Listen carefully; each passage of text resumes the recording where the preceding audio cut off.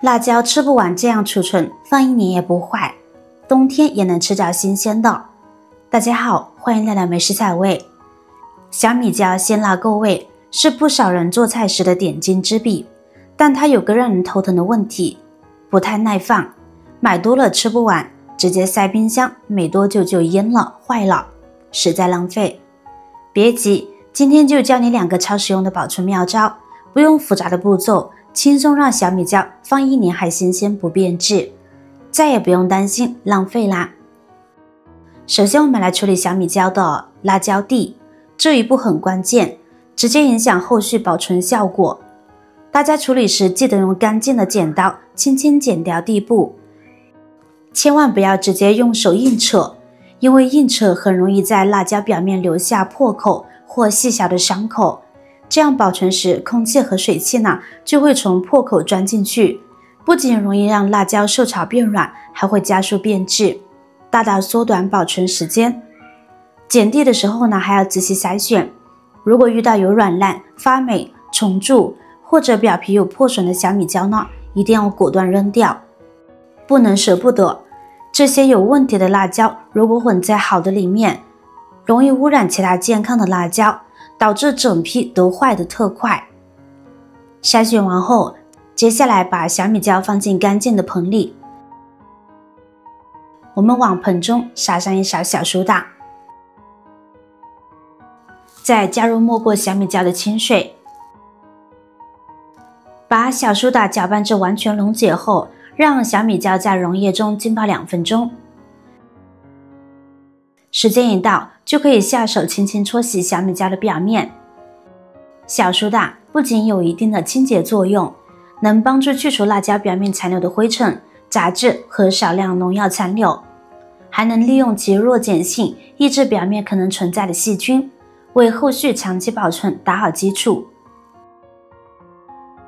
洗好后倒入小苏打水，再换2次清水反复漂洗，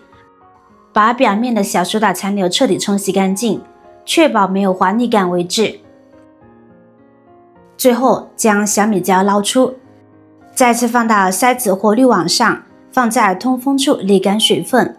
这一步一定要耐心等表面完全晾干，不能有半点水珠残留，否则后续保存容易发霉哦。注意不要暴晒，避免辣椒被晒蔫失去新鲜感。等表面完全干燥后，就可以进行下一步啦。接下来我们分2种方法保存，先分享第一种，取一半处理干净的小米椒放入干净的盆中，往盆里撒入少许的食用油，比如菜籽油或玉米油都可以，然后用手轻轻搅拌，让每一根辣椒表面呢都均匀地裹上一层薄薄的食用油。这层食用油的作用呢可不小，它能在辣椒表面形成一层保护膜，有效隔绝空气和水汽，防止辣椒受潮氧化，同时还能锁住辣椒内部的水分和鲜味，让保存期间不易干扁变蔫。搅拌好后，准备1-2个干净无水的塑料瓶，比如矿泉水瓶、饮料瓶，先用开水烫一下瓶身和瓶盖杀菌，晾干后备用。接着把裹好油的小米椒呢一根根塞进瓶子里，注意不要硬塞，装到刚刚好装满的程度就行，太挤呢容易把辣椒挤破，反而影响保存。塞紧后拧紧瓶盖，确保密封严实。接下来呢就可以根据需求放进冰箱的冷藏层或冷冻层了。如果近期打算频繁食用，放在冷藏层保存呢就很方便，这样能保存2到3个月，随时拿出来都是新鲜有水分的状态。要是想长期囤货，那就直接放进冰箱冷冻层，保存半年到1年完全没有问题，拿出来依然能够保持鲜脆口感，几乎不变质。不过这里要提醒大家，冷冻后的小米椒取用时有个小技巧，用的时候呢不用提前解冻，也别太早从冰箱拿出来，直接从冷冻层取出需要用的量，用干净的刀快速切开，切完后立即下锅炒菜，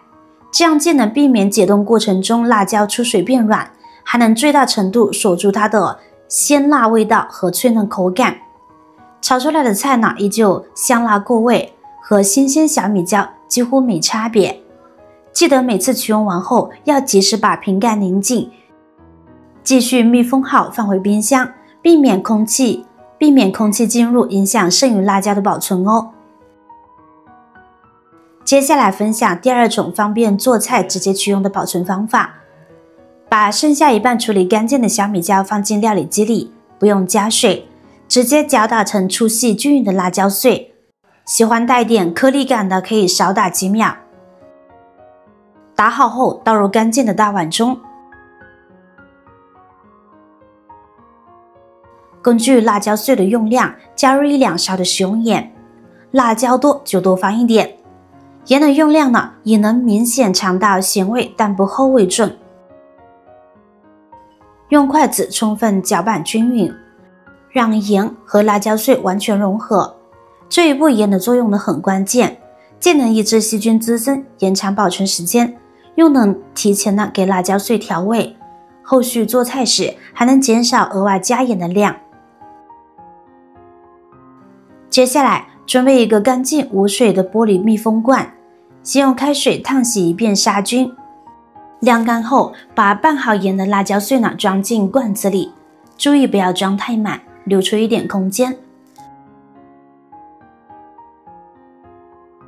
装完后呢，用勺子把表面呢压平整，再把盖子盖好密封好，确保没有缝隙漏气。最后把密封罐呢放进冰箱冷藏室保存就可以了。这样处理的辣椒碎随吃随取，特别方便。炒菜、拌凉菜、做蘸料时都可以挖一勺，既能保留小米辣的辛辣口感，又能通过盐和低温双重保鲜，放半年以上呢都不容易变质，而且存放时间越久，辣味和香味还会更浓郁哦。以上2种保存小米辣的方法呢都超实用的，大家可以根据需求选择。第一种呢，果油冷冻法，能最大程度保留小米辣的完整形态和鲜脆口感。想吃整颗辣椒时随取随用，冷冻1年都新鲜。第二种腌制碎辣法，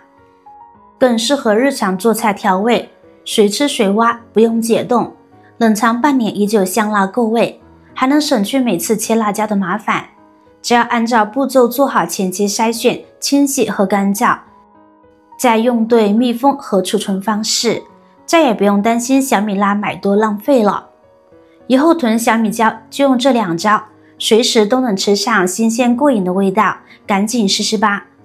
我是瑶瑶，觉得有用的话别忘了点赞、关注、分享，希望可以帮助到更多的朋友。我们下期再见。